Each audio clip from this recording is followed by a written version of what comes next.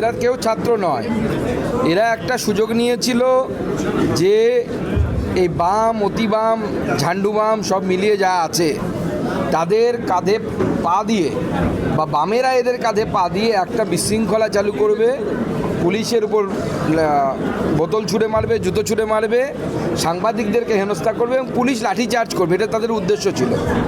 সেই উদ্দেশ্য সফল হয়নি। এখন সবার ছবি এআই দিয়ে খুঁজে বের করা হবে, চিন্তার কিচ্ছু নেই। কুণ্ডলী বের করে নেব, আমরা জন্মগোষ্ঠী বের করে নেব, নিয়ে তাদের বিরুদ্ধে মাননীয় মুখ্যমন্ত্রী যেরকম বলেছেন গুন্ডা দমন আইনে তাদের বিরুদ্ধে ব্যবস্থা হবে। আমি মাননীয় মুখ্যমন্ত্রীকে অনুরোধ করব যে এদের বিরুদ্ধে চরম থেকে চরমতম ব্যবস্থা, শুধু এদের নয়, এদের সম্পত্তি ক্রোক করে, নিলাম করে জনগণের যে ক্ষতি হয়েছে সেই ক্ষতির ক্ষতিপূরণ করা উচিত। ফাইল ওপেন হচ্ছে 21শে জুলাই যে ঘটনা নিয়ে, সেটা নিয়ে মনীশ গুপ্তের বিরুদ্ধে ফাইল ওপেন হচ্ছে, কি বলবেন? কংগ্রেস কালকে মেলও করেছে।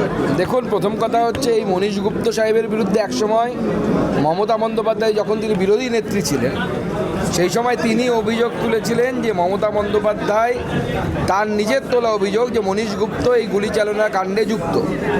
হঠাৎ করে আমরা দেখলাম যে 11 সালে এই মনীশ গুপ্ত মমতা বন্দ্যোপাধ্যায়ের পার্টির হয়ে দাঁড়িয়ে গেলেন, বুদ্ধদেব ভট্টাচার্যের বিরুদ্ধে জিতলেন এবং মন্ত্রীও হয়ে গেলেন। অর্থাৎ যে এই অপরাধটা সংগঠিত করেছিল বা যার আদেশে হয়েছিল সে কোনো শাস্তিই পেল না। এখন স্বাভাবিকভাবে সবার কাছ থেকে দাবি উঠছে ওনার বিরুদ্ধে ব্যবস্থা নেওয়ার জন্য। তো তদন্তকারী সংস্থা দেখবে, তদন্ত করে। যারা গ্রেপ্তার হয়েছে বেশিরভাগই দেখা যাচ্ছে তৃণমূল নেতাদের সঙ্গে ছবি রয়েছে।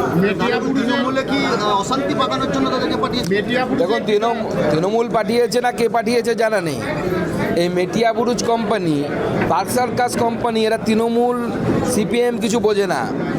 এদের একটাই উদ্দেশ্য, সেই উদ্দেশ্যটা ভালো করে পড়ুন, পড়াশোনা করুন, আপনারাও বুঝতে পারবেন। আমরা বললে আমাদের নাম খারাপ হয়, আমাদেরকে সাম্প্রদায়িক শব্দটা শুনতে হয়। এরা কখনো তৃণমূলকে ব্যবহার করে, কখনো সিপিএমকে ব্যবহার করে, কখনো অন্য পার্টিকে ব্যবহার করবে, কখনো আইএসএফকে ব্যবহার করবে, কখনো কংগ্রেসকে ব্যবহার করবে। উদ্দেশ্য একটাই, সেটা হচ্ছে ওই এলাকায় গিয়ে গণ্ডগোল পাকানো, সম্পত্তি নষ্ট করা, হিন্দুদেরকে ভয় দেখানো, হিন্দু মহিলা সাংবাদিকদেরকে শ্লীলতাহানি করা, পারলে তাদেরকে করা। এই হচ্ছে এদের উদ্দেশ্য। এদের কোমর ভেঙে না দিলে পরে এই বিষ ভারতবর্ষ থেকে যাবে না, বাংলা থেকে যাবে না।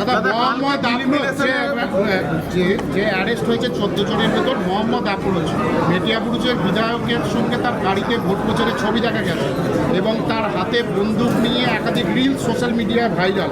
কি বলবেন? মেটিয়াবুরুজের বিধায়ক বলছেন ওর সঙ্গে আমার সম্পর্ক নেই। আমার তো মনে হয় যে গুন্ডা দমন যে আইন, সেই আইনে যদি একে তো গ্রেপ্তার করা উচিত, গ্রেপ্তার হয়েছে, এর পরবর্তী পদক্ষেপে প্রয়োজনে বিধায়ককে ডেকে জিজ্ঞাসাবাদ করা উচিত যে তার কোনো এর মধ্যে উদ্দেশ্য প্রণোদিতভাবে সে কোনো কাজ করেছে কিনা। এবং এই ধরনের আফরোজ হোক বা অন্য কেউ হোক, তাদের কোমর ভাঙার চেষ্টা করা উচিত। আইন হাতে তুলে নিয়ে, ওটা মমতা বন্দ্যোপাধ্যায়ের আমলে হতো, অ্যাপিজমেন্টের পলিটিক্স ছিল, তোষণের পলিটিক্স ছিল, তোষণের রাজ্য সরকার ছিল। এই রাজ্য সরকারের আমলে হবে না।